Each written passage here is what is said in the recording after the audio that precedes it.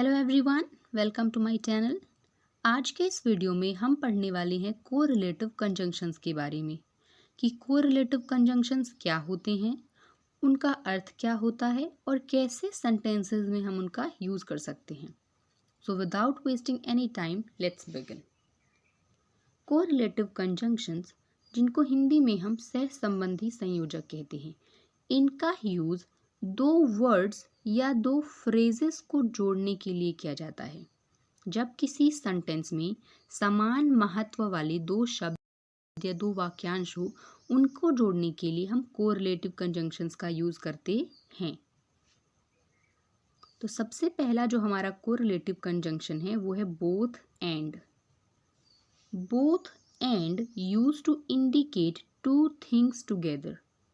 दो चीज़ों को एक साथ दर्शाने के लिए बोथ एंड का यूज़ होता है। इसको एग्जाम्पल से हम समझेंगे। I like both coffee and T. मुझे चाय और कॉफ़ी दोनों पसंद है। जब हमको दो चीज़ की बात करनी हो कि मुझे ये भी अच्छा लगता है और मुझे वो भी अच्छा लगता है, वहाँ पे हम बोथ एंड का यूज़ करते हैं। नेक्स्ट एग्जाम्पल है she is both smart and beautiful. वह बुद्धिमान और सुंदर दोनों हैं।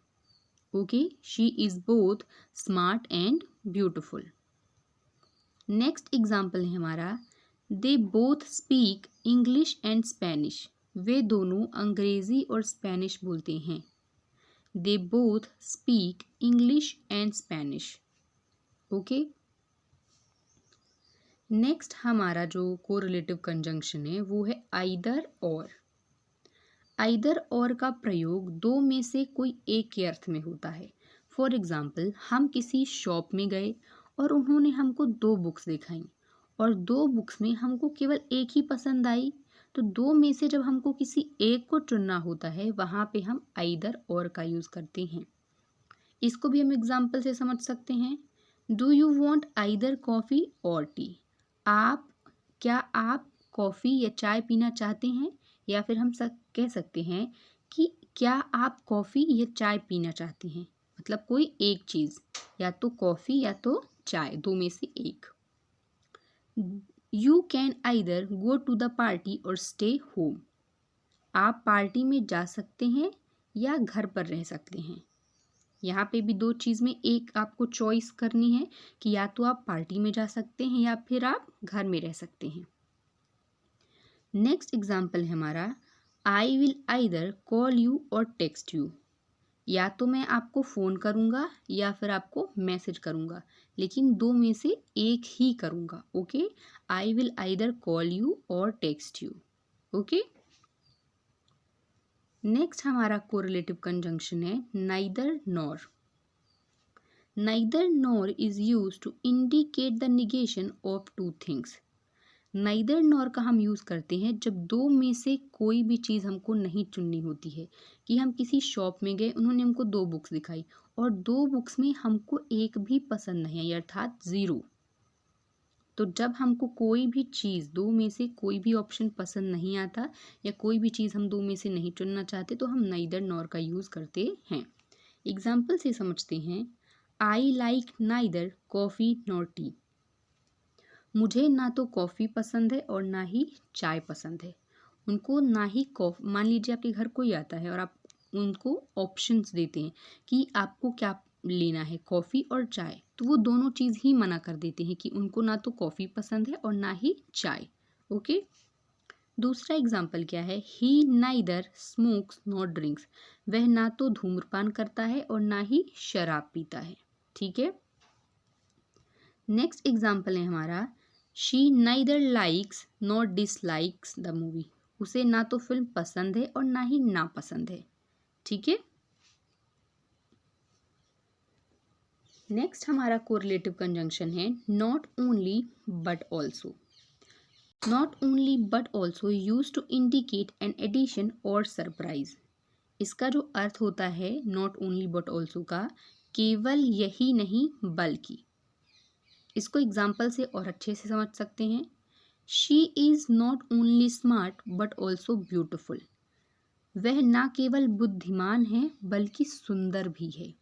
जब हमको कोई एक्स्ट्रा इन्फॉर्मेशन देनी होती है, ठीक है, तो हम नॉट ओनली बट ऑल्सो का यूज़ करते हैं कि वो केवल अच्छी नहीं है, वो केवल बुद्धिमान नहीं है, वह सुंदर भी है। वो केवल पढ़ने में तेज़ नहीं है, वो मेहनती भी है। ठीक है, तो जब हमको एक्स्ट्रा इन्फॉर्मेशन देनी होती है तो हम नॉट ओनली बट ऑल्सो का यूज़ कर सकते हैं। हमारा नेक्स्ट एग्जाम्पल है, he is not only speaks English but also Spanish. यहाँ पे भी एक्स्ट्रा इन्फॉर्मेशन है कि वह ना केवल अंग्रेज़ी बोलता है बल्कि स्पेनिश भी बोलता है। ठीक है, थर्ड हमारा है, the company not only sells product but also provide services.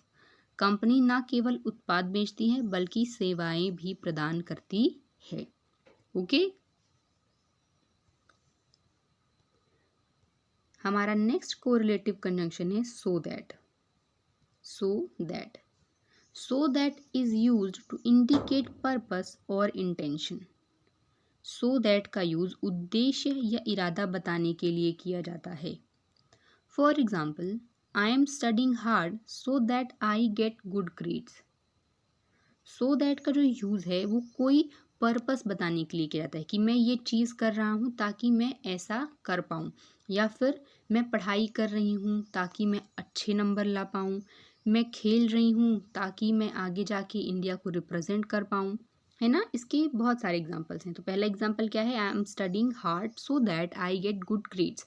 मैं अच्छे ग्रेड प्राप्त करने के लिए कड़ी मेहनत कर रहा हूँ।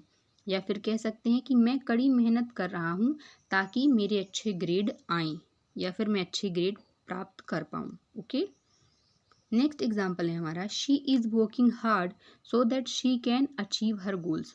वह अपने लक्ष्यों को प्राप्त करने के लिए कड़ी मेहनत कर रही है, या फिर कह सकते हैं वह कड़ी मेहनत कर रही है ताकि वह अपने लक्ष्यों को प्राप्त कर सके। ओके, नेक्स्ट एग्जाम्पल है हमारा वेदर और।